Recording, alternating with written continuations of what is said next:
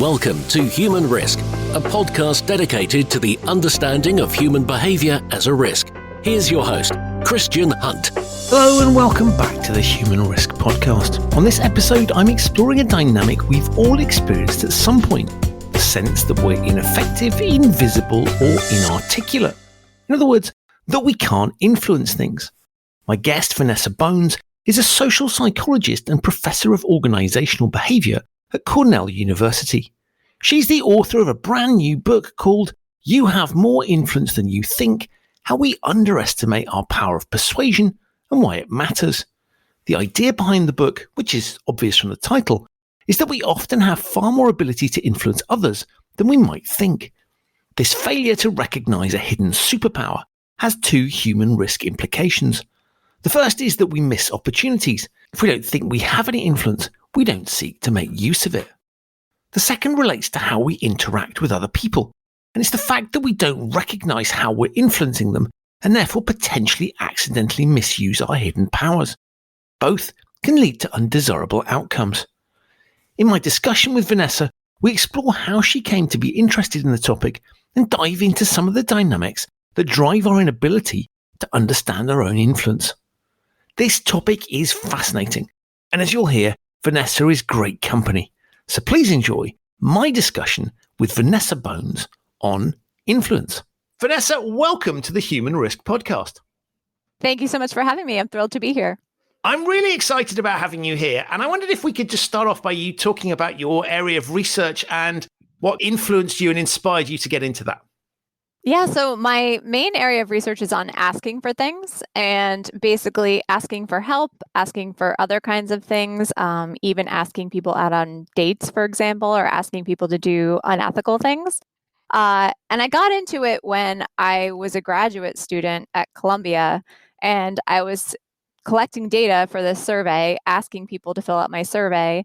And the professor I was working with, Frank Flynn, who was at Columbia at the time, he and I noticed that more people were agreeing to complete this survey than either of us ever thought. I would go down to Penn Station and ask just random strangers to help me out with the survey, and they were so much more compliant than I had ever expected. And so we kind of wondered if that was unique to me or if lots of other people would have a similar experience. And that sort of started the trajectory of all the work I do now, where basically I look at when people ask people for other things, as simple as a survey, like how I started out, and I've already extended it to things like asking someone out on a date at work, for example. Do we underestimate basically how hard it is for them to say no to us, and then how likely they are to say yes to us? Wow. And so have you considered yourself to be particularly, before you started researching it, was this something you felt you were good at, average, particularly good at, or bad at? So I definitely, before I started researching this, I would have said 100% below average. But now that I know what I know, I think I probably am average and was average, because we all tend to sort of underestimate how good we are at this kind of thing. So I definitely found it terrifying and I hated it. And I'm an introvert, and, I found it very anxiety provoking. But I have realized now that so many people experience those same things, and I wasn't like uniquely sort of scared. We all have that kind of fear. And the bit that I love is you've tapped into, and I think even people that sort of are outwardly confident, probably if you could get them to be honest, would admit this, that we have this human awkwardness. And the topic you're dealing with is something that on the face of it, we all have the capability to ask people for favors.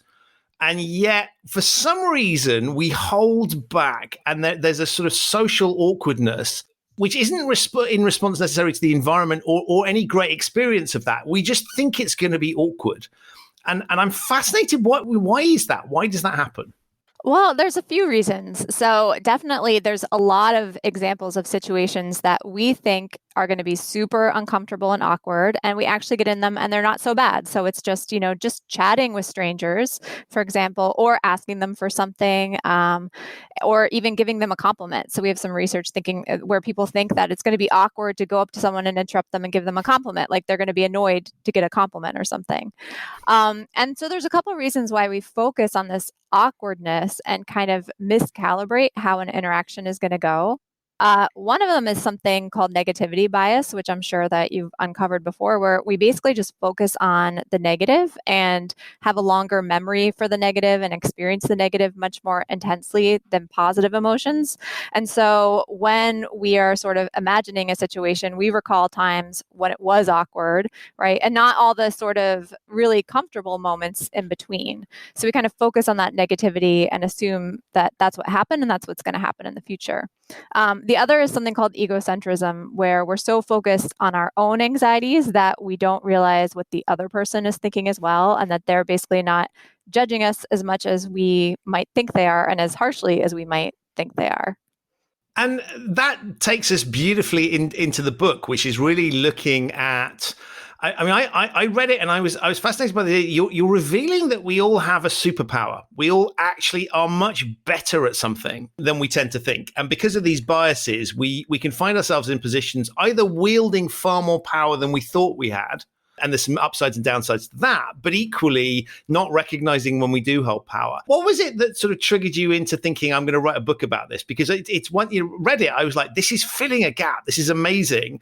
And as you point out in the introduction, it's not really the sort of book that it's not a kind of plugging, here's how you develop a skill you don't have.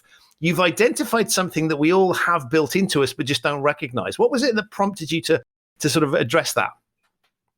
Well, I've noticed, so I study social influence, and I noticed that there were just so many books out there on social influence that really focused on how to gain it. And they were sort of manuals that were just filled with sort of tricks and tips and just advice, and they're always so popular. I mean, you look at some of these things about, winning friends and influencing people. They're great. I don't want to throw them under the bus or anything. They're wonderful books, but they're so popular that it kind of makes you wonder, why are people just really bad at influence and making friends and they just desperately need all this advice?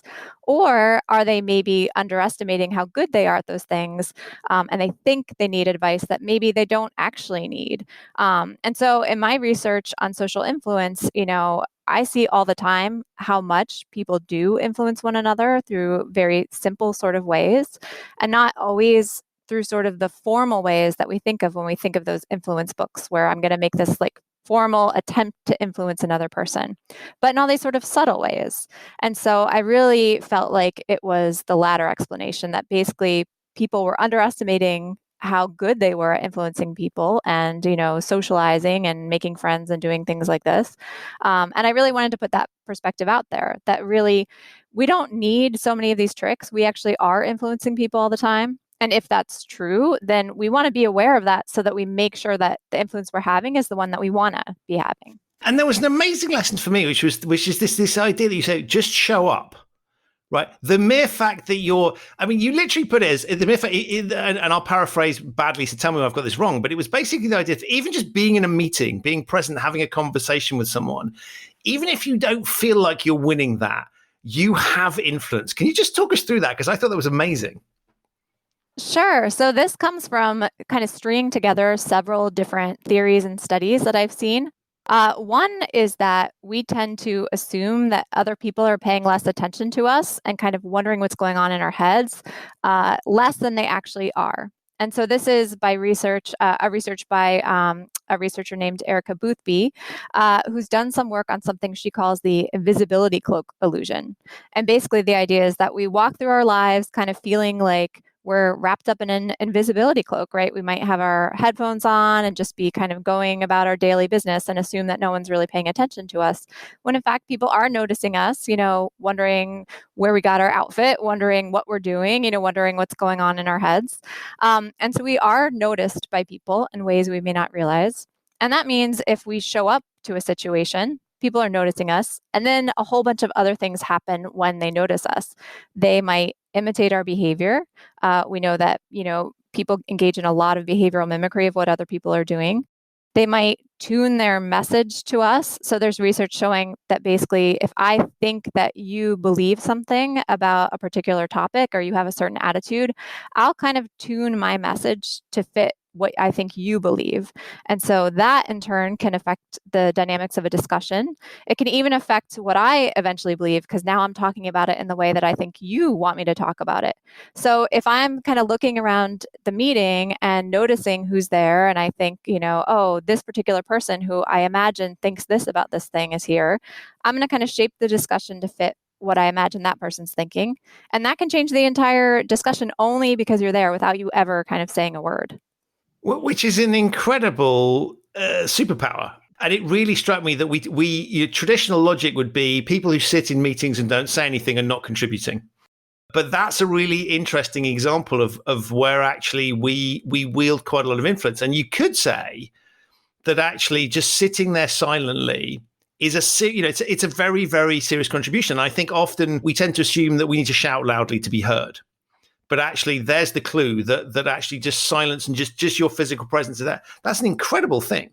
Yeah, that's exactly right. So we think that, we kind of have to wave our hands around and like make this big overture to be heard, when in fact, even really subtle things, and, it's increasing, of course, if you actually speak up, you're going to have even more of an impact, right? And then there's diminishing returns. And then if you like start yelling, you have less of an impact, right?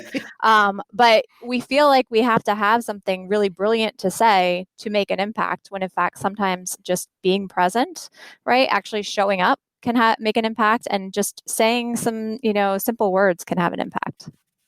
You reference in the book some research which amused me no end. So there's references to sort of forcing people to wear embarrassing T-shirts. Barry Manilow being an example. Listeners of a certain age will know why that's embarrassing. Link to that in the show notes.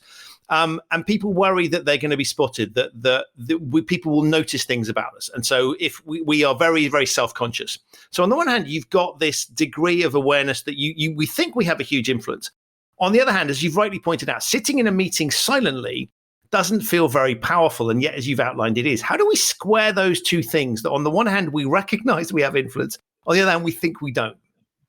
Yeah, exactly. So the study that you're referring to, the Barry Manilow study, was conducted by my wonderful colleague, Tom Gilovich here at Cornell. It's a classic study where, as you said, he basically had people wear this T-shirt that at the time, although now like we'd probably think it was all hipster and cool, at the time. Yeah, wear it for long enough and you'll be fine, right? Right.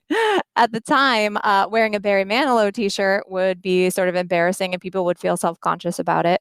And when he had people wear this embarrassing T-shirt, they thought more people were looking at them and paying attention to what they were wearing than they actually were. So you've got these kind of two effects. As I mentioned, the invisibility cloak illusion, which is that we think no one's kind of paying attention to us. And then Tom Gilovich's effect, which is called the spotlight effect, where we think everybody's kind of paying attention to us. And the difference is that we think everyone's paying attention to us when we're particularly self-conscious. So if we're doing something embarrassing or wearing something embarrassing, or we think we're having a bad hair day or whatever it might be, we worry that everyone's noticing sort of our gaffes and our mistakes and anything embarrassing that's going on with us more than they actually are. But then when we're just kind of existing in daily life, which is actually more time, right, than when we're acutely self-conscious, I would hope, at least for most of us, we think people are paying less attention to us than they actually are. And so that's how they're kind of squared. And actually, Erica Boothby, who did the studies on the invisibility cloak illusion, ran a study where she tried to find both effects. And she basically had people either just wear their ordinary clothes and asked, how much were other people in the room paying attention to your clothes, your shirt? And then in another condition, she gave them an embarrassing shirt, kind of equivalent to the Barry Manilow shirt. And she said, how much were other people paying attention to your shirt in that condition? And the people who got this embarrassing shirt, sure enough, showed the spotlight effect. So they thought everyone noticed their shirt. The people who were just wearing their ordinary clothes showed the invisibility cloak illusion. So they thought no one was paying attention to their shirt. So it really depends on sort of our own focus. Are we kind of just not worried about things going about our daily lives? Or are we really self-conscious about something?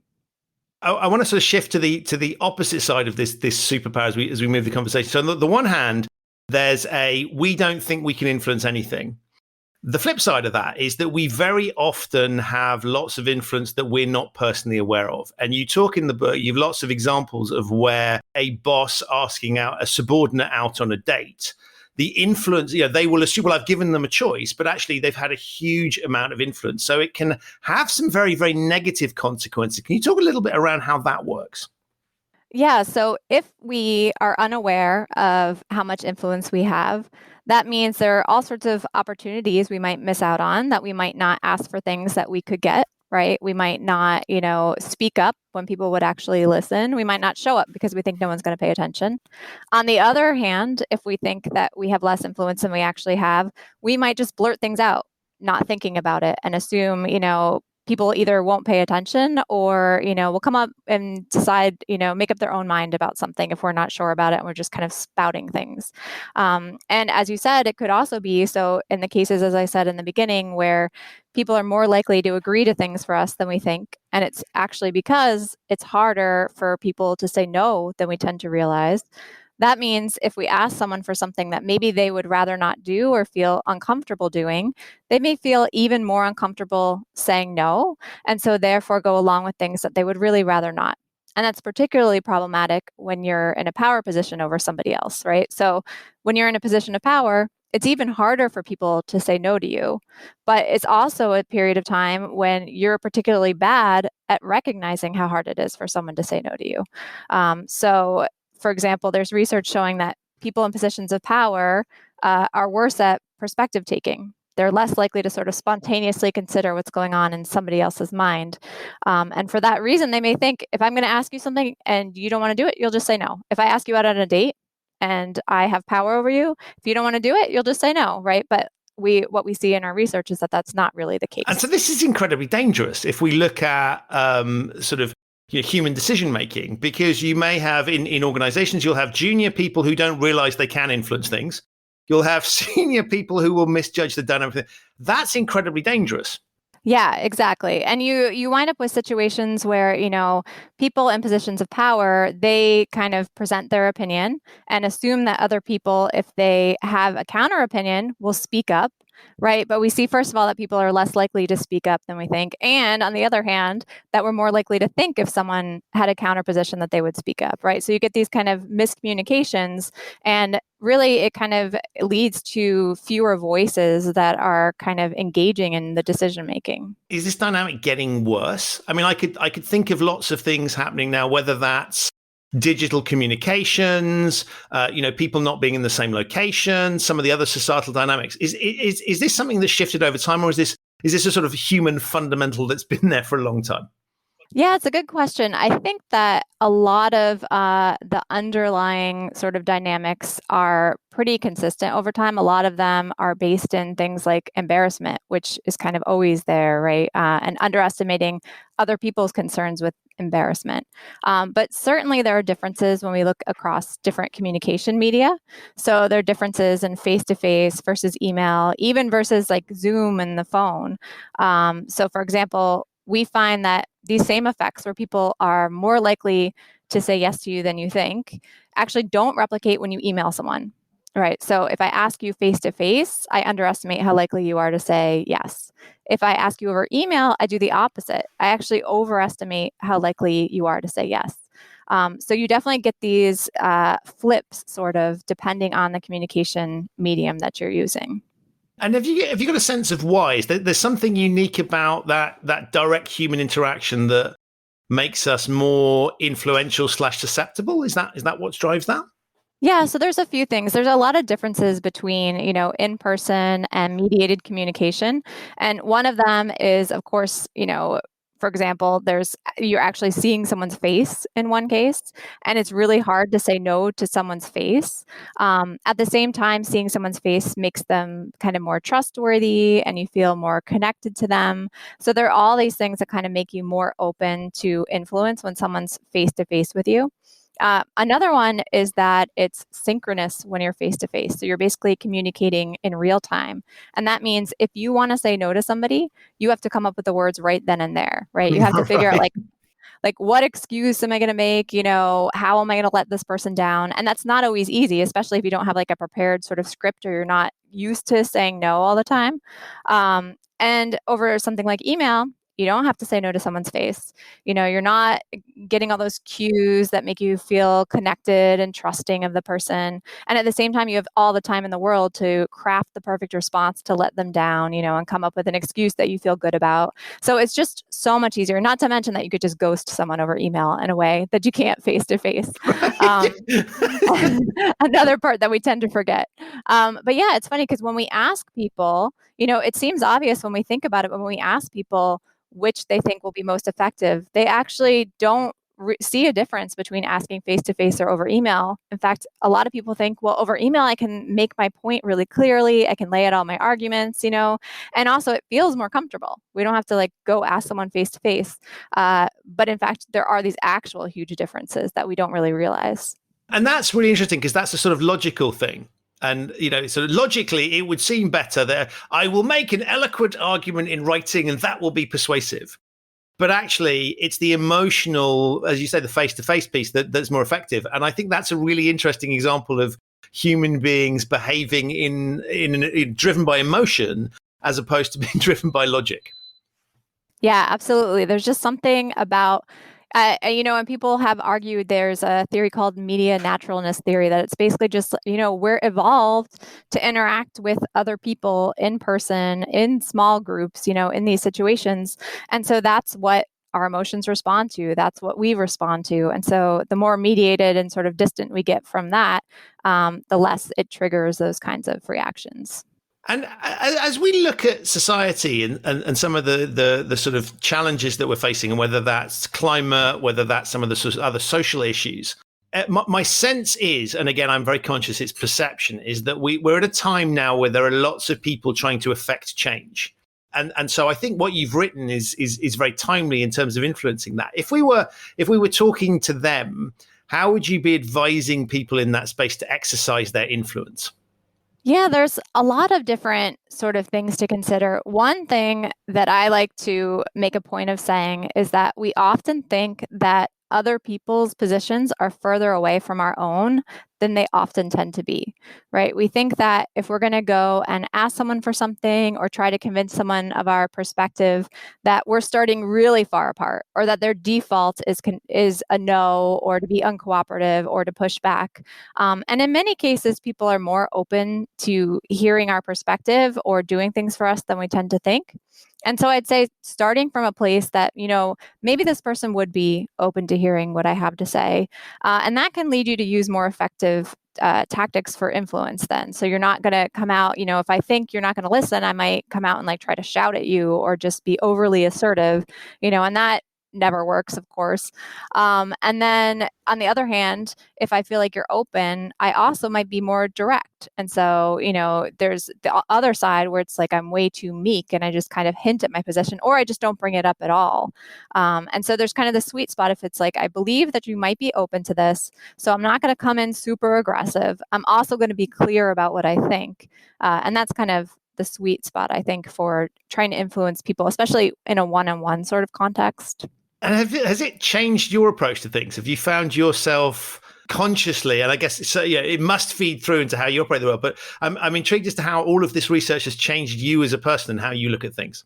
Yeah, I mean, I definitely am more aware that if I asked for something, I am likely to get it, or at least that it would be hard for someone to say no.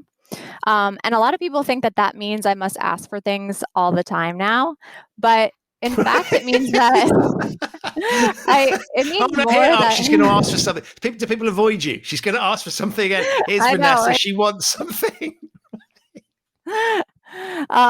So I do kind of, I still have that initial gut reaction of I don't want to ask. It doesn't make asking suddenly easy, but I can override that with this kind of conscious recognition of my research that actually, people aren't going to judge me as harshly as I think. People are more likely to say yes.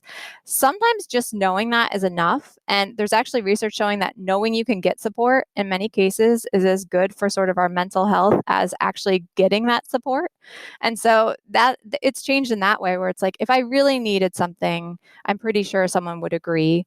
And on the other hand, it has made me more cognizant when I'm asking for things. And I think maybe this person would want, more chance to be able to say no. If I'm going to ask a grad student to do something and I think, they could get it done over the weekend and maybe they would want to do that, but I don't want them to feel pressured to work over the weekend. And so I just make things much clearer. I try to make things much clearer that people can say no to me, or that they can sort of make their own decisions and push back a little bit more. As you were talking, I sort of thought, well, actually that hesitancy that we have seems to impede a lot of good outcomes.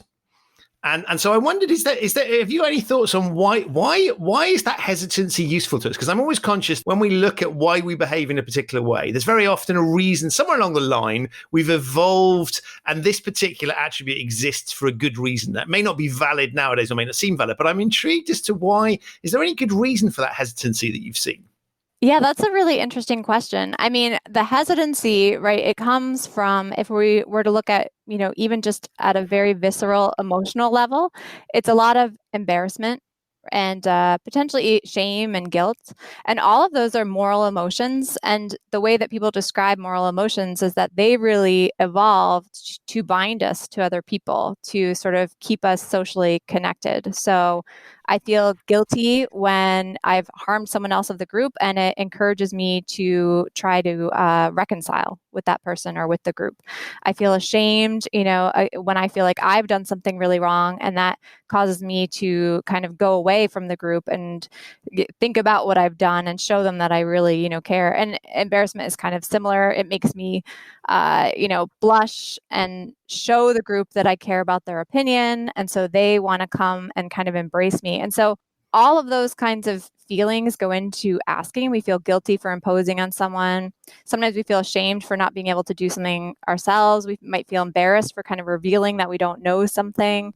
And so I don't know if it's like an overextension of all those things to cases where it actually would be fine to ask, because we know that if you do ask and someone helps you, everybody feels better, right? So it could be like one of those sort of mistakes of evolution where it's like we're over applying these feelings, but it could also keep us from, asking, being that annoying person who always asks, right? And, is always imposing on the group, and then people don't want to help you anymore.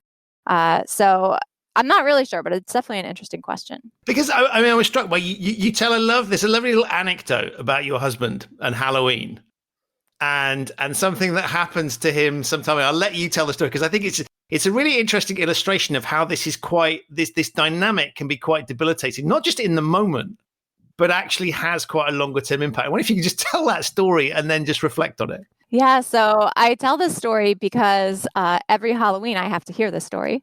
And so apologies for dragging it up again, but you put it in the book, so I've got to go there. That's all right. I figure I might as well, use it for something. But I really use it to illustrate the extent to which, people's words kind of reverberate in our heads. And so basically, my husband, when he was in elementary school, I can't remember how old he was at this point, but he was kind of tall for his age. And, he dressed up for Halloween and he was wearing like a trench coat, his dad's trench coat, and like a scary mask.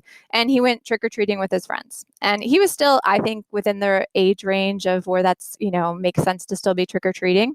But he went to a neighbor's house who didn't recognize him. And to that person, he looked like a kid who was far too old to be trick-or-treating, again, because he's kind of tall.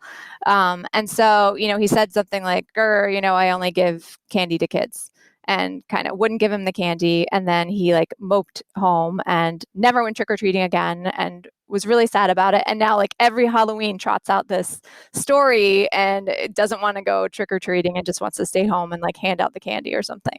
And so, yeah, the idea behind that is that, just like we all have stories like this, right? We can all tell a story, I'm sure, of some comment someone made that was totally offhand, and that person probably doesn't even remember, that has stuck with us, and we can't stop thinking about it. And it comes up, every year in this cyclical way.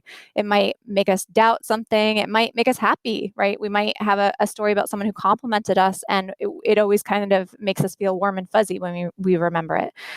But the idea behind the book is that we also make those comments to other people, right? That whenever we say something to somebody else, that has the potential to be that thing that reverberates in their mind and they keep remembering and they keep kind of reflecting on.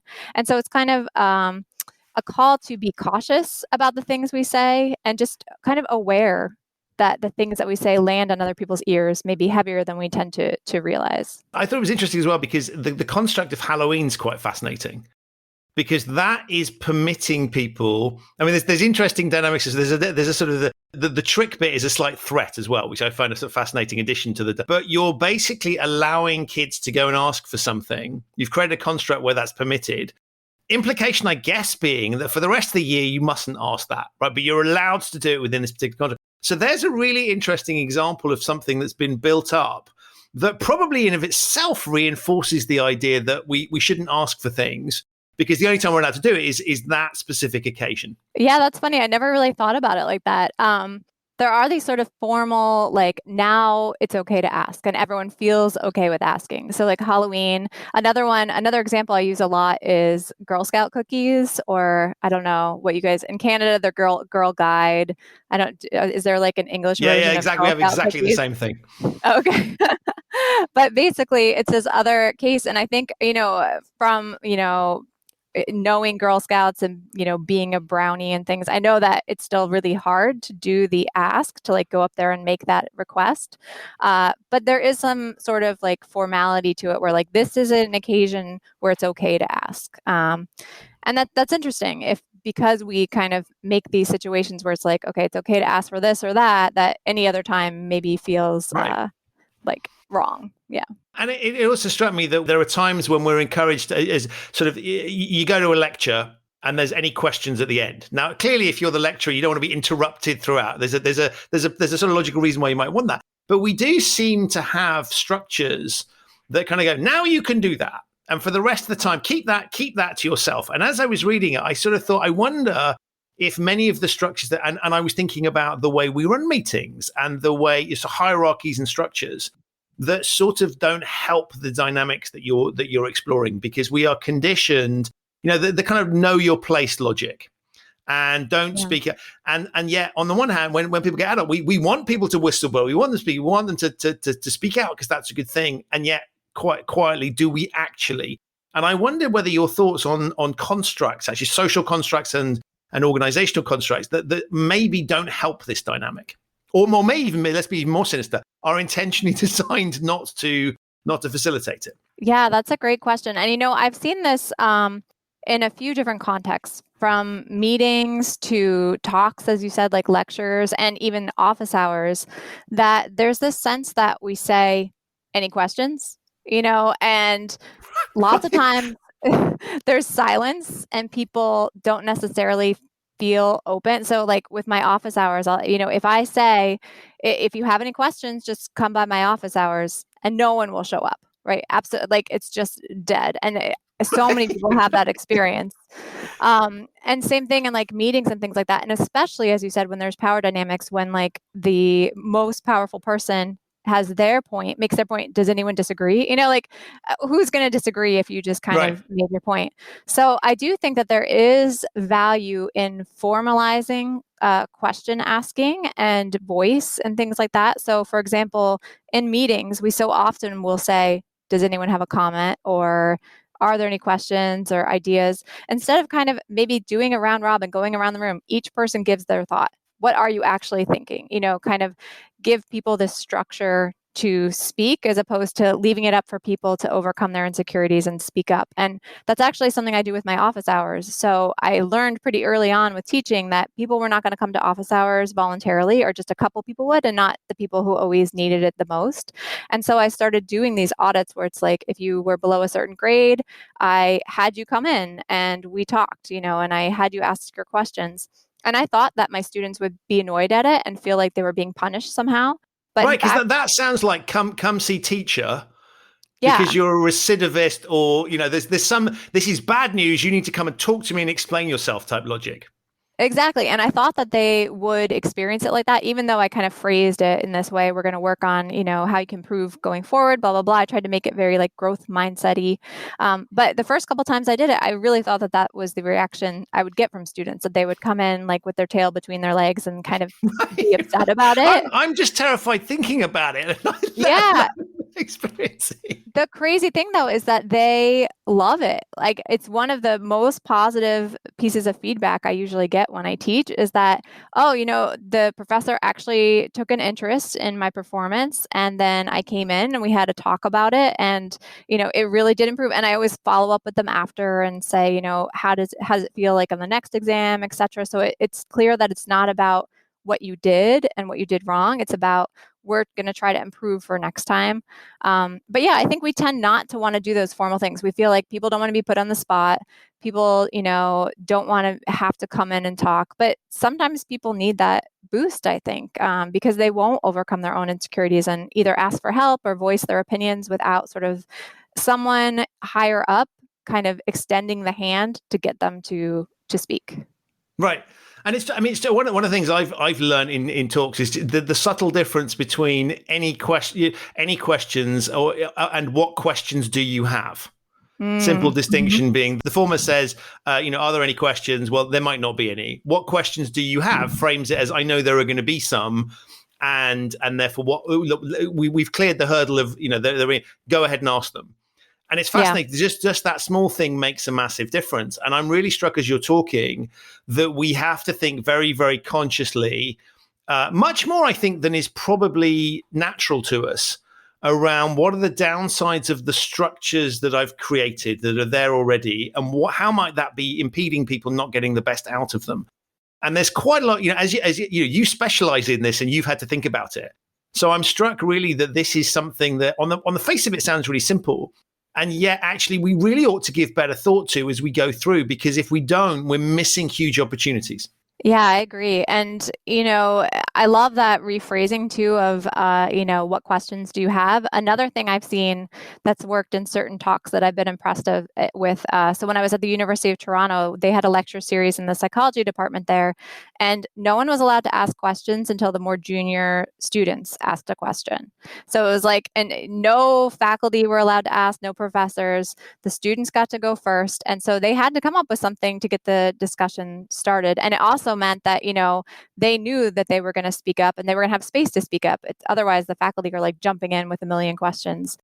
So again, another way to sort of rework the actual structure of getting that feedback, getting people to ask questions. I love that, because on the face, but again, I think that's about thinking around it, because if you just sprung that on people randomly at the end of the session, that is terrifying. But once you set that up as the norm, actually, as you say, that becomes empowering, because I better have some questions to ask now. Let me think about this and let me and I think that's a lovely form of empowerment. But again, it needs careful consideration as to how you implement it. Yeah, I agree. And so one of the things I talk about a lot is, overcoming all these things, all the anxiety that keeps us from doing things. Our embarrassment and our anxiety keeps us from speaking up against, situations that we see if someone's using like racist language or homophobic language or harassing somebody. It keeps us from asking for help. It keeps us from speaking up and voicing what we really think. And we had mentioned earlier last week when we first connected, it keeps us from doing things like asking someone to put on their mask or do right. kind of things right now that we have to ask people to do. And one of my biggest suggestions is usually to be prepared, because we tend to underestimate how awkward those encounters are going to be when we consider them hypothetically. Like, oh, if I saw this happening, of course I would speak up. Of course I'll just ask a question at the end. But in the moment, those emotions are so much more intense than we expect. And so the more prepared we can be, the better. And so, as you said, if you tell people, this is how it's going to go, at the end, you guys are going to be asking questions, or this is just a regular thing. Every week we do a round robin. Everybody has to say something, right? That allows people to be prepared, and then it makes it more normative, and then people do feel more comfortable speaking up. One of the things that you highlighted that I absolutely want to pick on, so I'm going to uncover it now in case so I don't forget it, is there's a beautiful bit where you talk about the influence that other people have on your lives, and they may not realize it. And you talk about getting your students to get in touch with people that have influenced them. And I like the thought as well, contact a teacher that's been super influential. We've all, I think when we all look back on our school days, there were teachers that we'd rather forget about.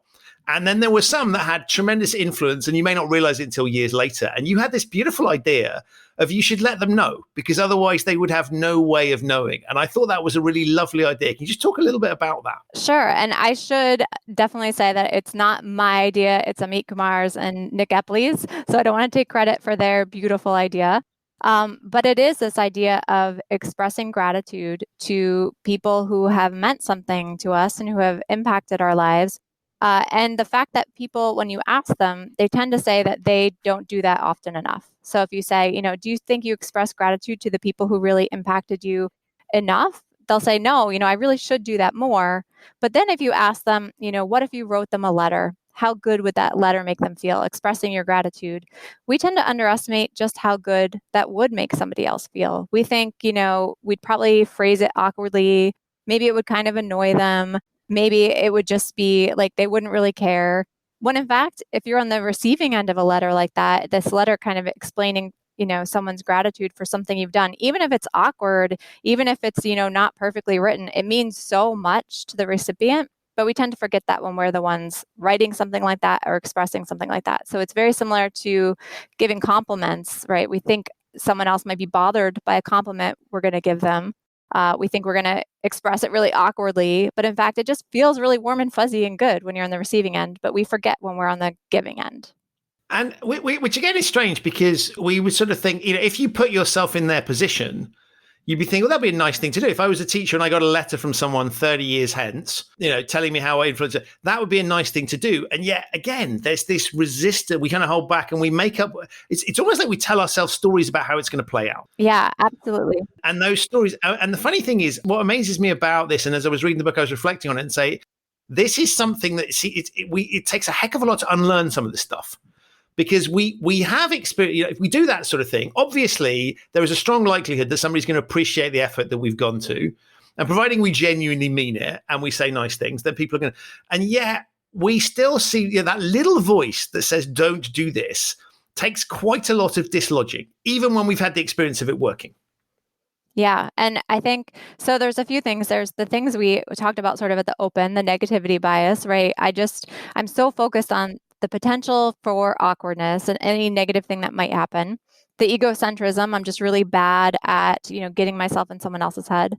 And then there's this sort of additional point, which I always find fascinating, because people ask me this all the time. We ask people for things all the time. We do get and give compliments all the time, maybe not as much as we'd like, but it's not like we've never experienced these things. So why don't we learn, right? Why don't we realize that actually, yeah, this would be nice. And there's something called cold, hot empathy gaps, where basically when we are in a cold state, we forget what it's like to be in this sort of hot emotional state. We forget, what that feels like. And so my favorite illustration of this is if you ask people, if you go out to dinner and you're full and you have leftovers, and if I were to ask you, do you think you'd want those leftovers for breakfast tomorrow? You'd be like, oh my God, no. Like, there's no way I would want those tomorrow, right? You can't imagine what it's going to feel like to be hungry. And then the next morning, of course, if you're actually hungry, you're like, oh, those look pretty good, right? I wish I had kept those leftovers, or, those are great in the morning. We've done that. We know what it feels like to be hungry, right? We know, but we forget if we're not in that sort of actual emotional state of being hungry, we forget what that's going to feel like. And so we do the same thing when it's interpersonal as well. If we're not in that exact state of feeling embarrassed or finding it hard to say no, we just forget what that feels like, just like we forget what it's like to be hungry. If we, are not in that immediate state of reading this beautiful letter, even this awkward but lovely letter, that someone's written us, we forget what that feels like. And so for that reason, we seem not to really learn when it's about these kind of emotional sorts of contexts. Well, I think people reading the book will have less of an excuse, because you've certainly prompted me. And as we were talking, I've realized I've got a few letters I need to write. So I will be doing those and making sure that I follow through with this. But as I read the book, and I thought, clearly, I think this is the lovely thing about it, is this is something everybody can benefit from, because it's clearly targeting something that is such a universal experience. It's clearly too early for you to have had hordes of letters yourself. But we would hope that they will arrive as people have learned. But what are your hopes and aspirations for writing the book? And where would you sort of hope that people reading it, what would you hope they would do differently? So there's a couple things I really hope that people take from the book. One is just a basic reassurance. So one reason I wrote the book, in addition to sort of looking at the landscape and feeling like this did feel a gap, is that I often walk away from situations, kind of cringing over something I said, or, I get that pang, as I said, of fear asking someone for something. I have that initial reaction. And the way that I've made myself feel better about all those things is through the research. I know I can say, I know based on the research that I'm being harder on myself than anyone else is being. No one else was probably paying attention to that thing I'm obsessing about, right? Someone is probably likely to agree to do something for me and not judge me as harshly for asking as I think. And so I've kind of reassured myself for a really long time now with the research findings. And so part of it is just putting all that in the books. And I hope that other people will also be reassured by that. And the other piece is related to what we talked about earlier, sort of the dark side of influence, right? The situations where we may influence someone in negative ways that we don't intend, or not even realize that someone, doesn't feel comfortable pushing back on something we're asking for. And so I really do also want people to sort of be more mindful of what they're putting out there into the world and the impact that their words and their requests and things like that can have on people that they may not always realize. And I love all of that. And as I say, it's one of those books that I read and I want to read again, because I think one of the things that's fascinating is I found myself nodding as I was going through. And then I thought, actually, I need to keep checking back in with this, because I think it would be very easy to sort of read it, nod sagely and say, that makes a lot of sense. And of course, I'll nod particularly this. I would never do that, knowing, of course, I would. But I think it's something I'm going to want to check back in on every so often, just to kind of calibrate myself and make sure that is there. So comes highly recommended. Obviously, otherwise you wouldn't be on the show. I'm fascinated. Where do things go from here? What's your current sort of areas of interest, and where do you want to take your research? Yeah, I've been studying compliance for a really long time and, people agreeing to things. And I've just recently, over the past few years, kind of pivoted to thinking about what that means for consent. So we talk about compliance all the time in social psychology. It's just people going along with something. But because a lot of my research shows that people go along with things because it's so hard to say no, a big question is, in all sorts of situations, we think of like sexual consent, but it's also all sorts of other things. When I consent, to a police search, when I consent to terms and conditions, that my phone is asking me to download and click on, when I consent to let the school share my kids' photos, for example, all these situations where I'm asked to consent to something, I'm complying, I'm agreeing with something, but am I truly consenting? Do I feel like I really know what I'm getting into? Do I feel free to say no in those moments? And so my sort of future research and research I've been working on with Rosanna Summers, who's a law professor now, and she kind of looks at consent in the law, is trying to figure out what exactly is consent and how is it different from compliance. And it's interesting because I'm not sure we necessarily would know as individuals, because the constructs you've described, I mean, I look at it quite entertainingly, because things like terms and conditions for software, or, I'm renting a car and I've signed about 200 times, and I've let's be honest, no clue what I've signed, because I just want to get the car and move on. All of that, we recognize those contracts. We kind of go, this is a bit awful, but we kind of rely on somebody else has checked this. They can't be doing anything illegal. What harm can come? And anyway, I want to get on and do the thing that I'm required to sign or click to. So we recognize that concept, and then we look at companies do the same thing with employees, and they get them to attest to things. Attest that you've read, memorized, and complied with all the policies. In brackets, to keep your job. And so I find those sort of constructs interesting, because we all recognize it for what it is, and yet those techniques still get deployed with a sort of lawyerly mindset. And so if I look at the prevalence of this stuff, and then that's before we even get into some of the sort of the even more challenging issues where it's not a legal contract, it's as you say, sexual consent would be a really good example of where the gray area becomes even more complex. We all recognize those things, but I mean, it's fascinating and we're into sort of the matrix territory now about free will. But I wonder, your thoughts. I mean, do we actually know what giving consent's really like? Because we've always done it within strange constructs that sort of require us just to nod along to get on in life. Because if we objected every single time, we'd never get anywhere with anything. And so there's a fascinating question to my mind around, well, do we actually even know what that means? Yeah, and that's exactly the kind of question I'm interested in, and particularly because the law has to come up with a definition of consent, right? Jurors and judges have to decide what consent is in all sorts of situations and decide whether that person consented to sex, consented to these terms of agreement, etc., consented to a police search, for example. And so there has to be some definition that we can all decide on, but whether or not That we when have to we are consent to, ironically, right, right? right. But what we find actually in our research is that what outside observers or third parties see as consent, the person doing the consenting doesn't always feel like was consent. So there's almost a psychological state of, did I really consent? Was I really free to say no? Like someone else might say, oh, you could have said no in that situation, but I didn't feel like I could. And so there's a divergence potentially between like legal consent and psychological consent.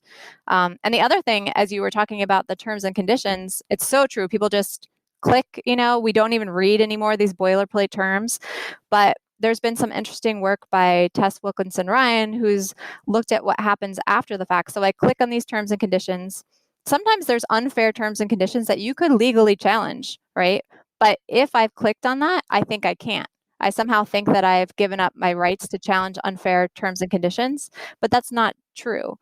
So they can actually have this sort of backlash effect, or problematic effect.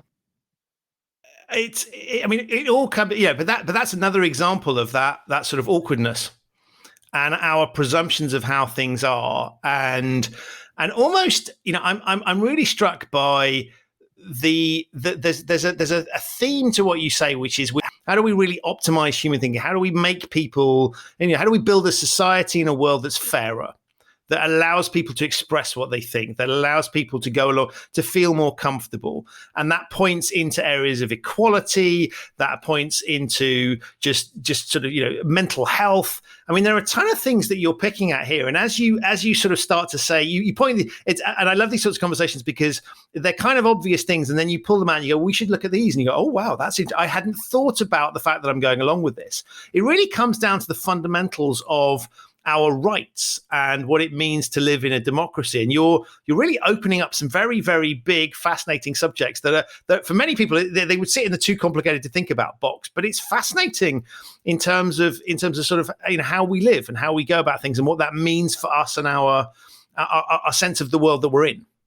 Yeah. And one thing I would add to that is I do like this idea of a world where people have this freedom or autonomy, right, to feel comfortable. But one thing we often forget, I think, it might be an especially American thing or an especially Western thing too, to think like this, but we think that means everyone should have the freedom and autonomy to say whatever they want, forgetting that when we say things, other people feel, like it's hard to say no. Other people feel like their freedoms and their autonomy is constrained by that. So there's kind of this protecting everyone's autonomy doesn't mean everyone gets to say whatever they want and ask whatever they want and, just like spout whatever they want.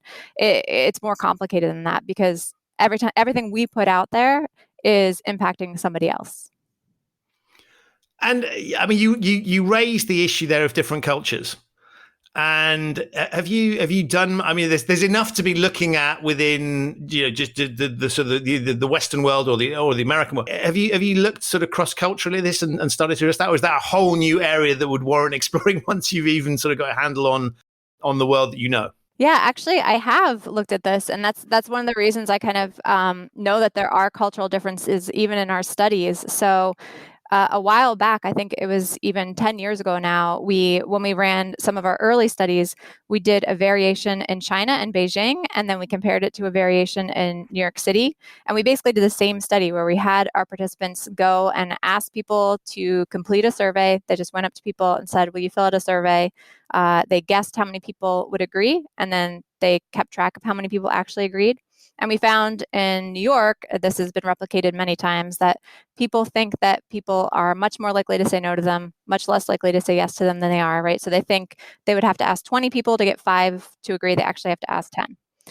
When we ran the same study in Beijing, we also found that people underestimated their influence and thought that they would get more no's than they did, but it was a much smaller difference. So there was definitely a cultural difference, and it was kind of in two ways. More people said yes in Beijing, and more people knew that more people would say yes. So there was not only there was like more of an obligation to help, there, like this kind of more communal kind of understanding that like if someone asks me for something, I will say yes because I'm obligated to sort of help.